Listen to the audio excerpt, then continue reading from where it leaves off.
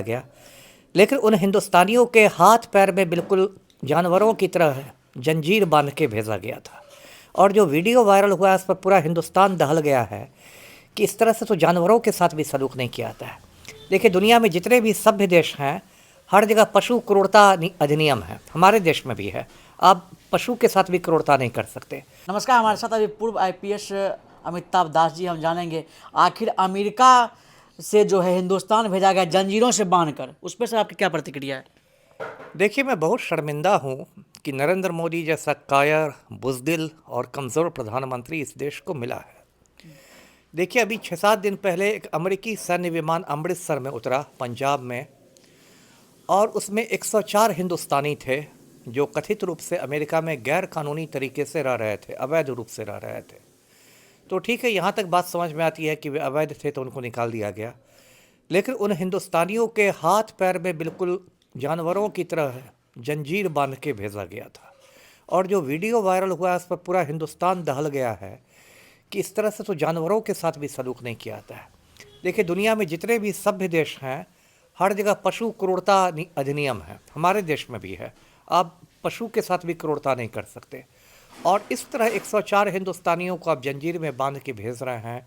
और उन लोगों ने बताया कि हमें विमान में टॉयलेट जाना पड़ता था तो हम लोग घिसटते हुए जाते थे। तो ये बहुत शर्म की बात है कि ऐसा हिंदुस्तान ने होने दिया। अब देखिए, यही स्थिति कोलंबिया में भी ट्रंप ने, कोलंबिया एक छोटा सा देश है दक्षिण अमेरिका का, वहाँ ऐसे ही अवैध प्रवासियों को भेजने वाला था अपने विमान से। लेकिन कोलंबिया के राष्ट्रपति ने कहा कि खबरदार, हम अमेरिकी विमान को अपने देश में नहीं उतरने देंगे।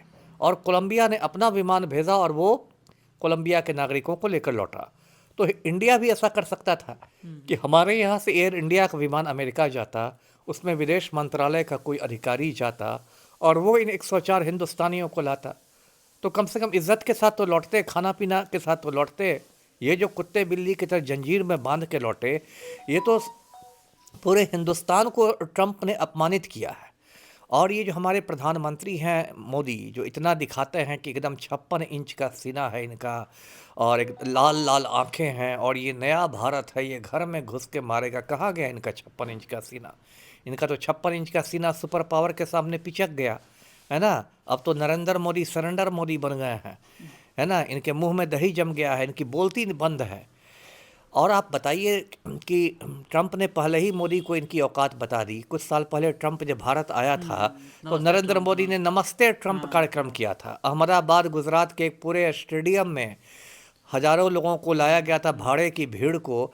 और वहाँ की जो झुग्गी झोंपड़ियाँ हैं, गरीब बस्ती है, उसको ढक दिया गया था कि पोस्टर से। ट्रंप, हाँ, पोस्टर से, इससे कि ट्रंप साहब हिंदुस्तान की गरीबी नहीं देखे, गंदगी नहीं देखे। और इतना ट्रंप को मक्खन लगाया गया था नमस्ते ट्रंप कार्यक्रम करके। और तब भी जब 20 जनवरी को अभी ट्रंप ने दोबारा शपथ लिया है राष्ट्रपति का, तो मोदी को निमंत्रण तक नहीं मिला। छोटे छोटे देशों के प्रधानमंत्रियों को बुलाया गया। इटली, जो इंडिया से बहुत छोटा देश है, इटली की प्रधानमंत्री को बुलाया गया, लेकिन मोदी को औकात बता दी गई। और जो हमारे विदेश मंत्री हैं एस जयशंकर, ये अमेरिका में जाकर 1 महीना तक बैठे रह गए, कटोरा लेके भीख मांगते रह गए कि मोदी को निमंत्रण दे दीजिए, मोदी को निमंत्रण दे दीजिए। मोदी को इनविटेशन नहीं मिला।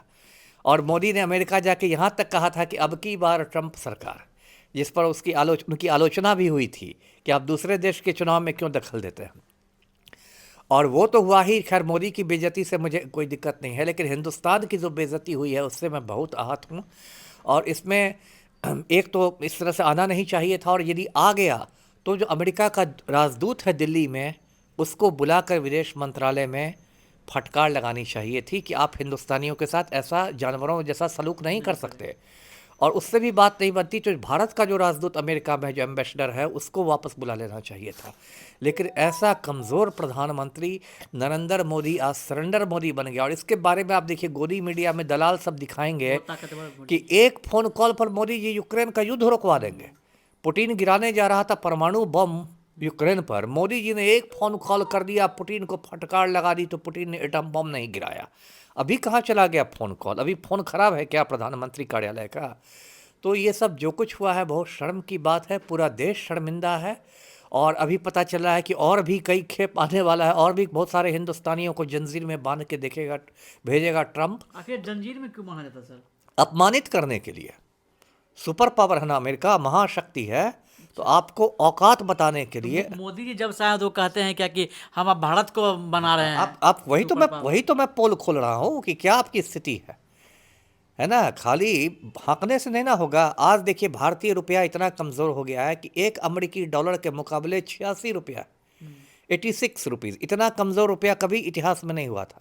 जब डॉक्टर मनमोहन सिंह पीएम थे तो एक अमेरिकन डॉलर 65 रुपये के बराबर होता था। तो यही मोदी जी मजाक उड़ाते थे, कहते थे कि रुपया मुद्रा उसी देश का गिरता है जिस देश का प्रधानमंत्री गिरा होता है, और आज एक अमेरिकन डॉलर 86 रुपये के बराबर है।